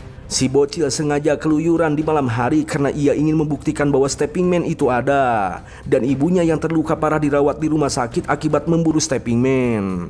Para warga kagak percaya Stepping Man itu nyata. Jem berkata bahwa dirinya percaya karena barusan melihatnya dan tidak diragukan lagi. Jem sangat kagum dengan keberanian ibu si bocil yang mau menyelesaikan kasus penculikan anak oleh Stepping Man sendirian. Tiba-tiba si bocil yang bernama Reina meminta dijadikan sebagai murid pada Jem. Reina yang ingin mendekati dihalangi oleh Nick karena ia tahu Jem trauma terhadap bocil. Ya, Jem pun berkata jika ingin menjadi muridnya, Reina harus menunggu setelah berusia 15 tahun. Sementara itu Kijuna kesal dengan Stepping Man. Ia kira Stepping Man merupakan sosok hantu yang keren, namun nyatanya seorang manusia bajingan yang selalu menculik anak-anak. Maka dari itu Kijuna ingin sekali menangkapnya lalu menghajarnya. Esok harinya Nick dan kawan-kawan berkunjung ke guild pemburu bertujuan untuk mencari informasi, namun resepsionis enggan memberi info untuk pemula. Maka dari itu party Surupipor disuruh untuk menangkap buronan yang satu ini jika ingin mendapatkan informasi tentang Stepping Man. Ya, mereka pun menyetujuinya. Tiba-tiba si hidung bacot tepararugu bilang amatir jangan sosokan. Ya, hal tersebut membuat Tiana marah. Tiana yang tak takut siapapun meladeninya. Namun untungnya tak terjadi baku hantam di sini. Yang ada Tiana bertaruh dengan jumlah uang yang banyak akan membawa buronan bernama Hale Hardy. Ya, si hidung menerima taruhan sambil nepak dada. Kemudian kini Nick dan kawan-kawan sudah berada di tempat Garbage Collection untuk mencari keberadaan Hale. Menurut informasi, Hale dipastikan tinggal di tempat ini. Setelah berjalan lebih dalam, Nick bertanya pada seseorang sambil memberi sejumlah koin. Namun informasi yang didapat malah ngawur, tak ada topik yang sesuai. Ketika akan pergi, si anjing ini maksudnya si muka anjing ini lo kok kedengarannya kasar ya? Si muka anjing aja bang, udah cocok itu bang. Ya, si muka anjing berkata jangan ganggu Nalpaga yang sedang bekerja. Sontak semua heran dan akan mengingat nama itu. Ketika lanjut berjalan, tiba-tiba Nick dihadang 4 begal. Namun dengan secepat kilat mereka semua dilumpuhkan. Di kesempatan itu Nick mencari informasi keberadaan Hale. Ya, akhirnya mereka mendapatkan informasi bahwa Hale sedang asik rebahan di kamarnya. Tiba-tiba si J memeriksa keadaan tubuh si rambut sapu. J mengetahui kalau si rambut sapu ini kebanyakan ngelem. Maka dari itu si J memberikan obat ramuan herbal untuk mengobati kegalauan yang ia alami hingga rambutnya berdiri. Ya, sebagai rasa terima kasih si rambut sapu mengingatkan bahwa si Hale kaburnya cepat. Kemudian Nick dan kawan-kawan lanjut berjalan. Ketika berjalan si Ciwi Naga kepalanya nyangkut. Bang, kenapa sih bang harus nyangkut segala bang? Ya, anda tahu kotanya saya. Mungkin tanduknya terlalu panjang bro. Ya, lanjut. Mereka telah sampai di lingkungan orang-orang berpenyakitan. Ya, gimana kagak sakit. Tempat ini dipenuhi sampah dan bau busuk. Tak lama kemudian Kizuna merasakan kehadiran Hale. Namun kali ini Kizuna waspada karena Hale lagi sibuk smackdown. Meski begitu penggerebegan tetap akan dilakukan. Hale yang mencoba kabur ditahan oleh Kizuna hingga nyangkut di jendela. Ya, Hale yang berhasil ditangkap akan dibawa ke guild. Namun tak berlangsung lama muncul Nalpaga. Ternyata Nalpaga botak bro. Maksudnya Nalpaga kagak jabrik bro. Sama aja bang. Iya, maksudnya ternyata Nalpaga merupakan seorang pendeta sama seperti Jem. Tapi si Jem mantan pendeta sih. Tapi kalau Nalpaga ada di sini itu artinya Nalpaga juga merupakan mantan pendeta. Dan itu benar bro. Keberadaan Nalpaga di sini mencoba mengobati si Hale yang sedang sakit. Iya, masih begitu Nalpaga tak bisa membela seorang kriminal dan ia mengizinkan Nick membawa Hale kepada pihak berwajib. Namun Nalpaga memberitahu bahwa Hale terkena penyakit setan kuning. Jem pun bertanya kenapa Nalpaga yang memiliki kemampuan mengobati penyakit tersebut berada di sini padahal di luar sana sedang dibutuhkan. Ya, itu karena Nalpaga sudah muak menjadi pendeta. Namun sayangnya di sini kagak dikasih tahu alasan lebih detailnya. Lalu Nick bertanya mengenai Stepping Man yang suka menculik bocil-bocil. Nalpaga bengong tak tahu siapa Stepping Man. Sedangkan Hale tertawa meski ia tak tahu siapa Stepping Man. Namun soal penculikan bocil memang sudah menjadi keseharian di tempat ini. Iya, Hale memberitahu ada reporter mencurigakan selalu memberi permen pada bocil-bocil. Setelah itu Nick dan kawan-kawan menyerahkan Hale pada guild untuk menerima imbalan. Lalu bagaimana dengan si Hideng? Ya, si Hideng kalah taruhan harus membayar pada Tiana. Namun meski begitu Tiana membagikan uang haram tersebut untuk para petualang di sini minum-minum sampai mampus. Sesuai janji, guild memberikan informasi mengenai Stepping Man. Ya, semua informasi yang didapat berisi cerita-cerita yang nampak seperti dongeng alias kagak ada petunjuk. Namun si resepsionis memberitahu jika mencari reporter yang mencurigakan suka ngasih permen pada anak-anak ada di meja lantai bawah. Sontak Nick tertawa, mana mungkin Olympia merupakan Stepping Man. Dari penampilannya saja berbeda jauh. Itu karena Stepping Man yang pernah dilihat memiliki tubuh yang ringan dan senjata rantai. Meski begitu, kewaspadaan adalah prinsip utama dari party Survivor. Nick menyuruh Tiana dan si Ciwi Naga menutup pintu jalan keluar.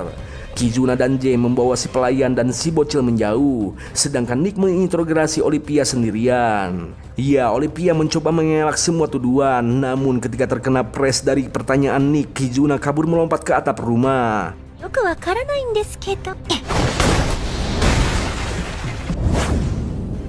Setelah itu Nick dan kawan-kawan berkumpul kembali di bar, membicarakan pergerakan Olympia yang mengesankan. Namun sudah dipastikan Olympia merupakan Stepping Man. Loh, kok stepping man sih bang? Bukannya seharusnya stepping woman? Ya ndak tahu kok, tanya saya. Di animenya tetap aja disebut stepping man bro. Mungkin mereka masih ragu kalau Olivia merupakan stepping man deh. Ya kita lanjut dulu. Tak berlangsung lama muncul emaknya si Raine yang bernama Ada, seorang petualang setingkat A dengan julukan Somnolier legendaris. Ya, Ada di sini merupakan rekan Pips pemakan solo dengan rank yang sama dan bisa jadi saat ini Pips sudah setingkat rank S. Sontak si Ciwinaga langsung terkejut mendengar Pips. Ya, kedatangan Ada di sini bukan hanya untuk menjemput anaknya, melainkan ingin memberi informasi mengenai Stepping Man. Namun sebelum itu, karena Raine berkata pada sang ibu ingin menjadi murid Jem menceritakan kisahnya yang trauma terhadap bocil. Ya, seperti yang kalian tahu, si Jem hidupnya menjadi berantakan karena ulah bocil yang asal Midna. Namun ketika melindungi Raine, Jem serasa selangkah lebih maju mengatasi traumanya. Meski begitu, tetap saja Jem akan menunggu Raine berusia 15 tahun. Sang ibu tiba-tiba berkata takkan sudi menikahkan putrinya dengan Jem. Ya, Raine pun menegaskan bahwa Jem adalah gurunya bukan pacar. Ya, meski serasa Jem telah ditolak, namun hal tersebut menjadi candaan dan rasa lega bagi mereka semua. Lanjut ke pembahasan. Ada sebenarnya tidak menyarankan untuk memburu Stepping Man itu karena bukan tandingan Nick. Namun Nick tetap kekeh akan memburunya sebab ia tidak bisa berdiam saja saat para bocil diculik. Ya, Nick tahu seharusnya kasus ini adalah tugas dari Kesatria Surya. Namun Nick jengkel dengan kejahatan Stepping Man yang menyangkutkan dengan hal tahayul. Ya, Nick di sini meminta bantuan pada Ada untuk membimbing partinya cara menangkap Stepping Man. Melihat ketua parti membungkuk di hadapannya, Ada akan membimbing parti Survivor. Pertama-tama Ada menyuruh seluruh parti meminum minuman yang telah ia siapkan. Ternyata minuman tersebut merupakan sup jamur untuk mengeluarkan potensi sihir yang terpendam. Karena untuk mengejar Stepping Man harus bertarung dengan jarak dekat dan diperlukan ilmu sihir. Ya, jelas di sini Nick tak bisa sihir, namun setelah meminum sup tersebut, Ada mengetes sihir yang ada di dalam tubuh Nick. Dan hasilnya Nick memiliki potensi sihir setelah berhasil menyalakan penyulut di tangannya. Setelah itu Nick dilatih keseimbangan meloncat-loncat di atas tali. Meski awalnya mudah, namun setelah hitungan ketujuh Nick terjatuh. Malam harinya Nick dan Kizuna memburu Stepping Man yang mencoba menculik seorang bocil. Untungnya Kizuna berhasil menjatuhkan Stepping Man. Nick mencoba menyebutkan nama asli dari Stepping Man bernama Olivia agar sihirnya menghilang, namun hasilnya percuma. Malahan Stepping Man kembali kabur. Nick berpikir apakah Olivia memang bukan Stepping Man. Ya, Kizuna juga heran dengan Stepping Man yang menggunakan 3 tipe sihir sekaligus: sihir serangan, sihir gerakan, dan ilusi.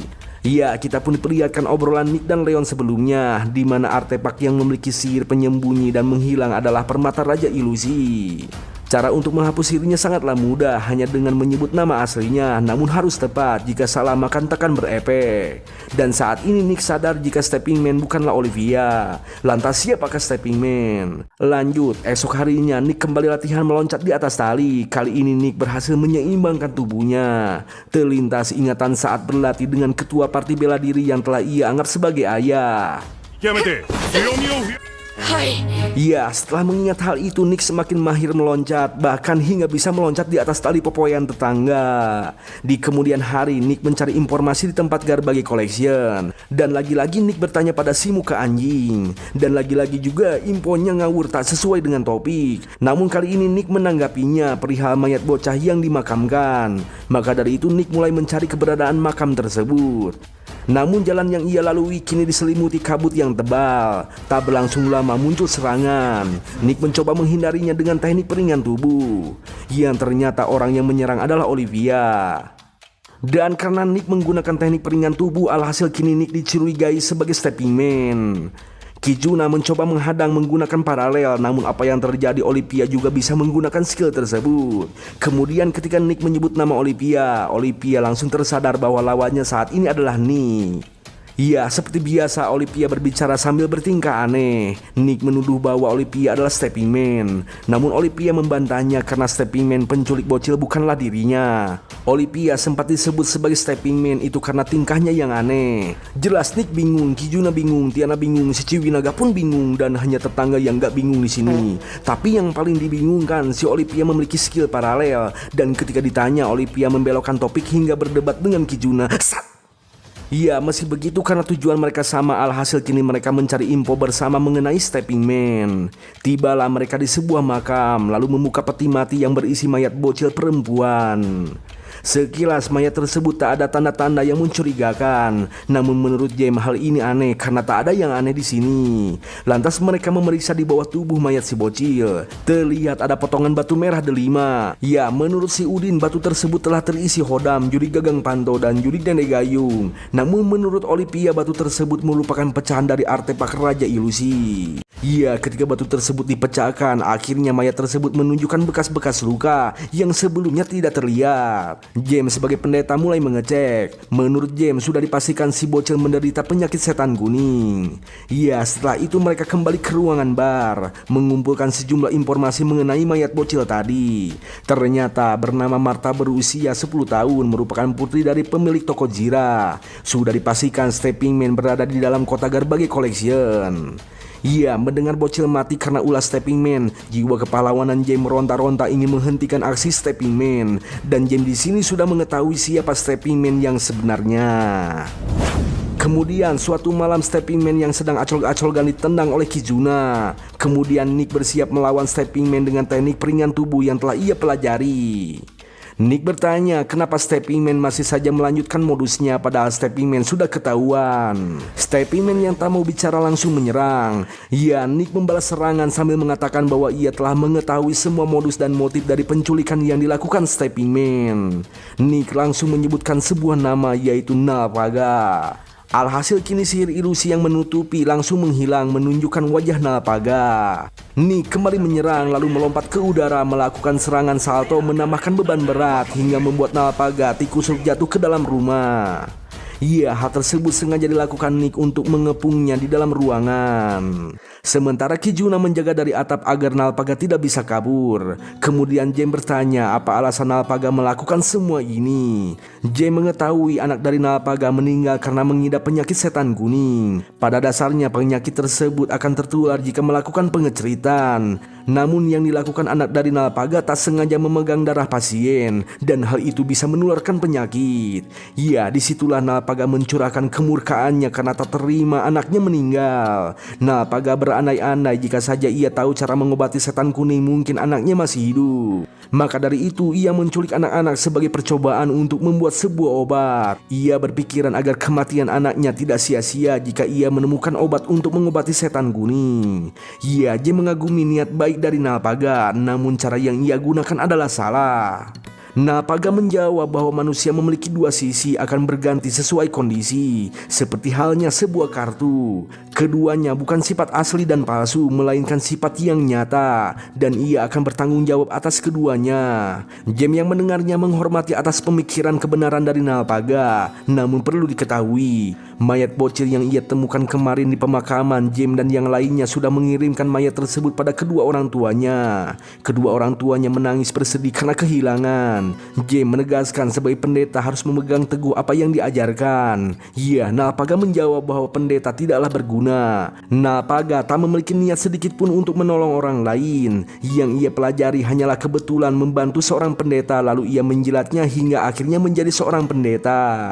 Nalpaga berpikiran jika pasiennya mati maka yang lain akan hidup. Ya, James menjawab bahwa apa yang dilakukan Nalpaga merawat pasien adalah hal yang baik dan pastinya ada sedikit niat di dalam diri Nalpaga. Dan untuk suatu kehidupan siapa yang tahu, begitulah hidup yang dianggap menarik bagi James.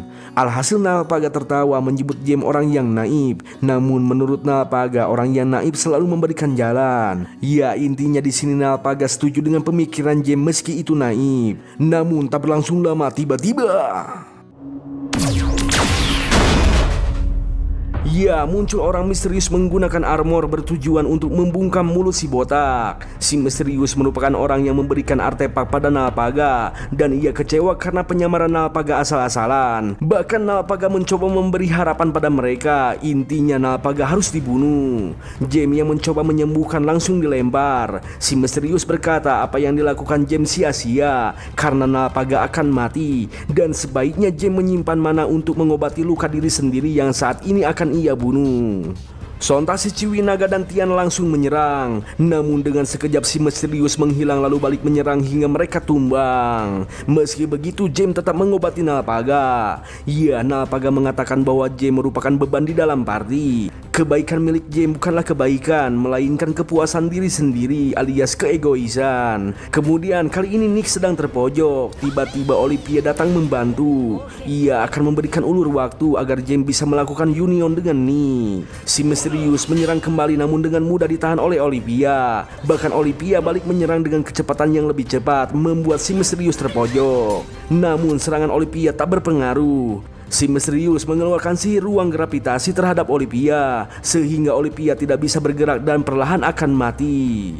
Sementara itu James berhasil melakukan union bersama Nick. Mengetahui hal itu si misterius langsung menyerang. Karena serangannya terlalu kuat, James memilih untuk mengadu kecepatan. Sementara itu Olivia kini berhasil lepas dari sihir gravitasi, langsung menyerang melempar gentong namun dihindarinya. Kemudian si misterius menangkap James yang acol-acolan tepararugu. Namun itu hanyalah pengalihan karena serangan yang sebenarnya ada di belakang.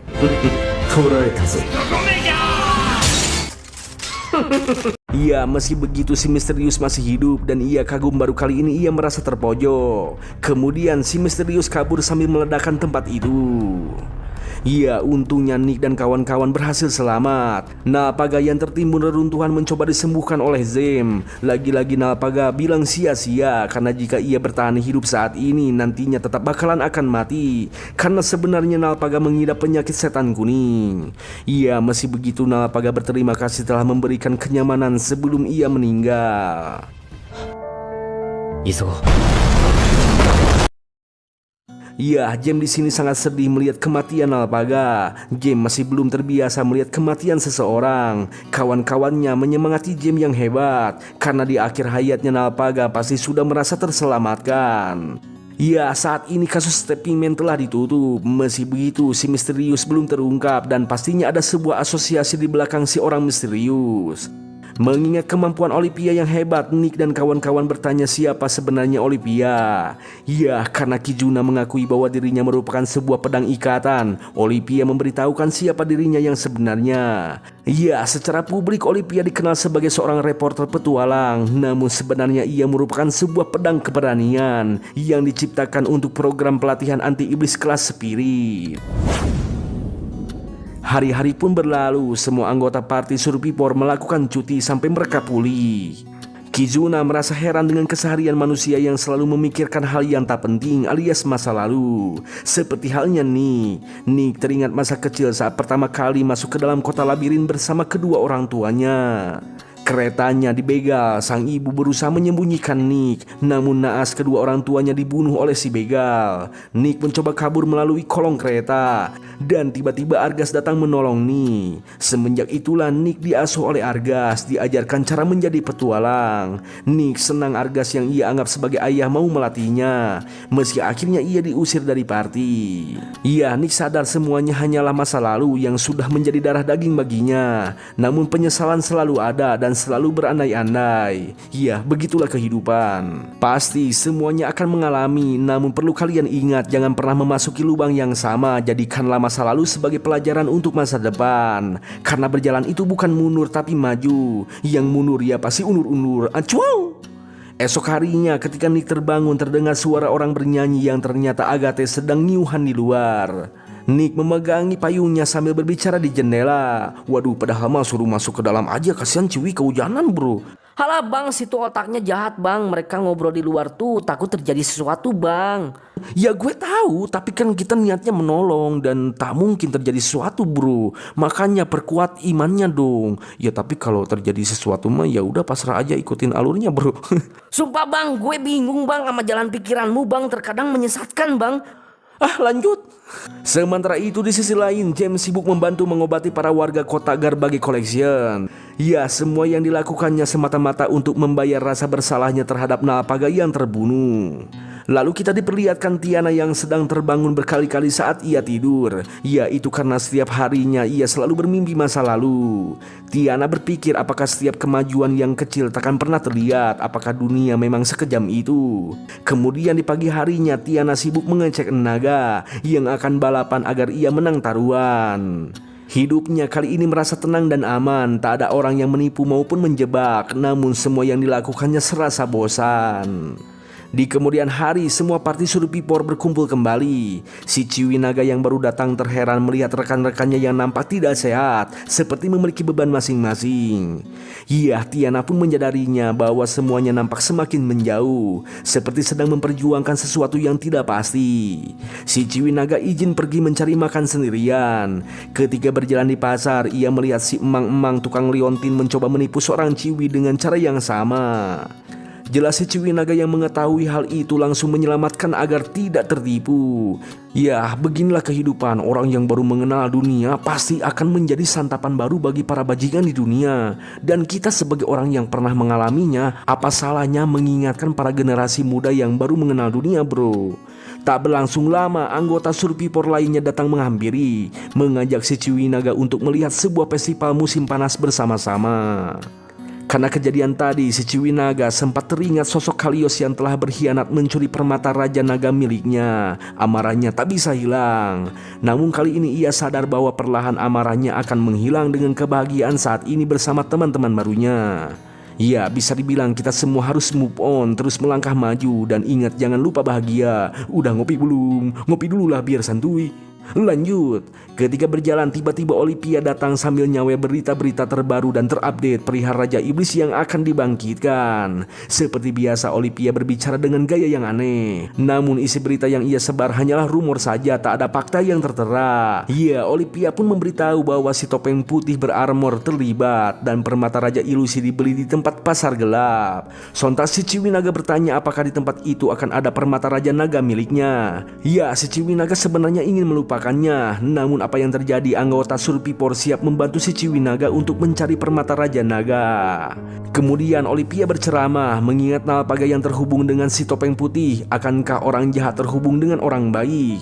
Atau mungkin orang jahat akan terhubung dengan orang yang lebih jahat? Ya, untuk menemukan jawabannya mereka semua harus menyelidiki semua orang jahat hingga mengalahkan orang yang terjahat, lalu mengalahkan Dewa Iblis Kegelapan legendaris.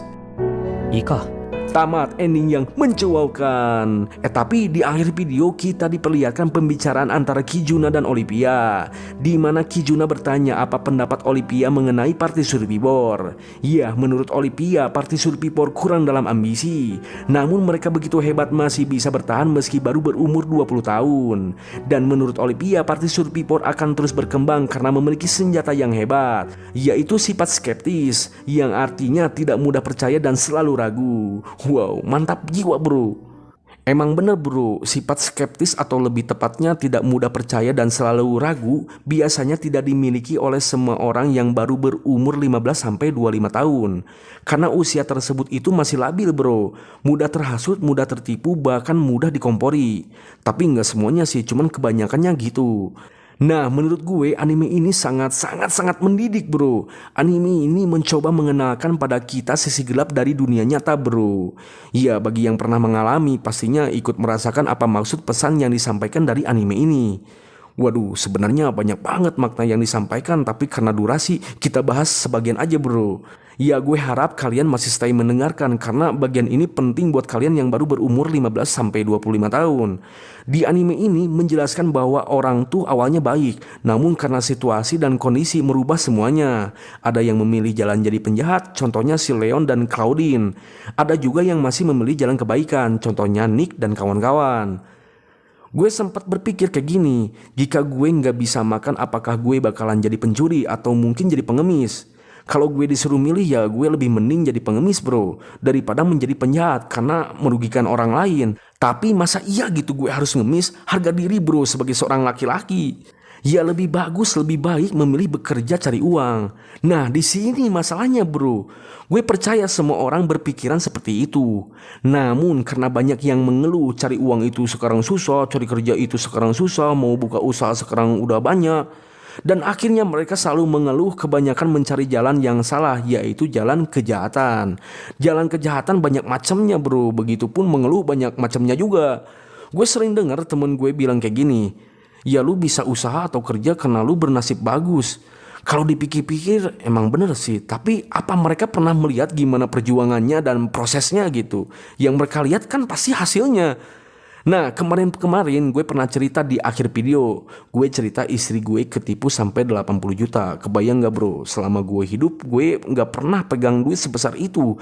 10 juta pun cuman setahun sekali, itu pun hasil menabung, bahkan kagak tiap tahun bro. Loh tapi kenapa bisa ketipu sebesar itu? Nah jadi gini, istri gue rekrut anggota sebanyak-banyaknya untuk ikut lelang arisan.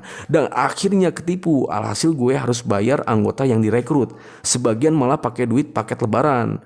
Kalau gue orangnya suka mengeluh seperti teman-teman gue yang pada nganggur atau mungkin penonton di rumah yang nganggur, ya gue pasti bakalan ngambil jalan kejahatan.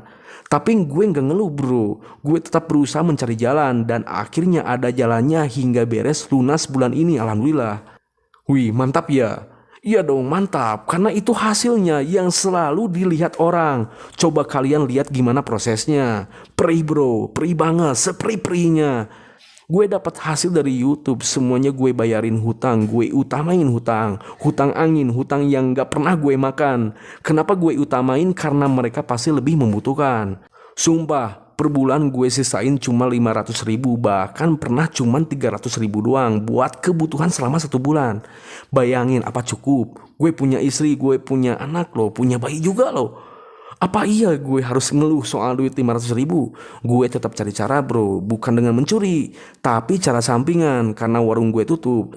Gue jualan ayam potong, jualannya singkat bro, cuman dari jam 6 pagi sampai jam 9 pagi, jadi masih bisa nge-YouTube. Sehari gue dapat keuntungan dari jual ayam tuh sekitar 30 ribu, lumayan lah buat beli beras kilo sama lauk gitu. Sorry bro, gue bohong soal ngerokok Samsu. Sebenarnya gue ngerokok murah harga 7 ribuan. Ya biar ngirit gitu. Waduh, cerita barusan jadi ingat kata-kata Chitkageno bro. Kekuatan yang sebenarnya bukanlah kekuatan, tapi caramu untuk hidup. Widih keren. Ya kalian tahu nggak, maaf nih, orang yang suka ngeluh adalah orang yang bodoh dan bego. Sorry ya, bukan bermaksud negatif. Semoga aja kalian bisa ingat dan gue harap kalian nggak menjadi orang yang bodoh dan bego yang gue maksud itu. Nah anime Ningen Pusen ini mengenalkan sisi buruk dari dunia. Orang yang cerdas akan membodohi orang yang bodoh dan bego. Caranya mengkhianati atau menipu. Seperti apa kata Leon di anime Ningen Pusen, ketipu salah sendiri, yang nipu salah sendiri. Dan ingat, kita harus selalu mengingatkan orang-orang di sekitar, bukan untuk mengubah, hanya sekedar mengingatkan. Contohnya gue lupa mengingatkan, yang ketipu malah isi sendiri. Kan apes gue ya bro.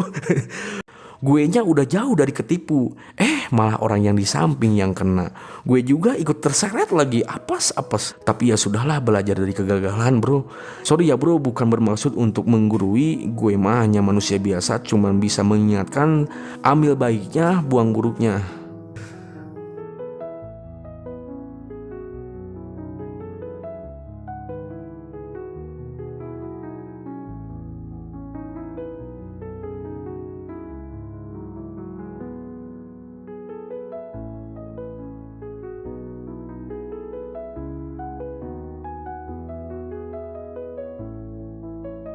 Jangan lupa subscribe.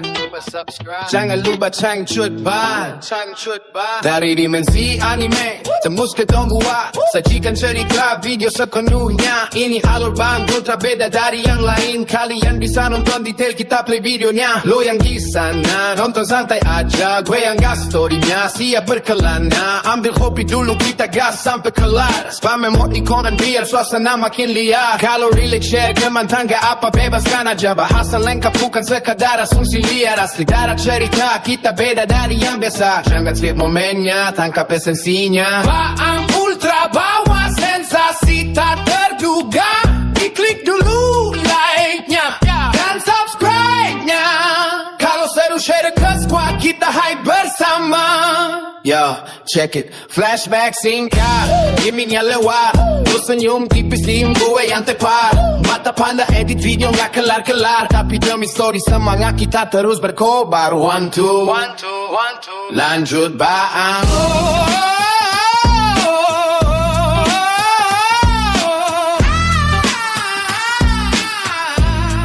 Yo, jangan lupa subscribe. Jangan lupa subscribe. Jangan lupa Changcut Bye. Yo, check it.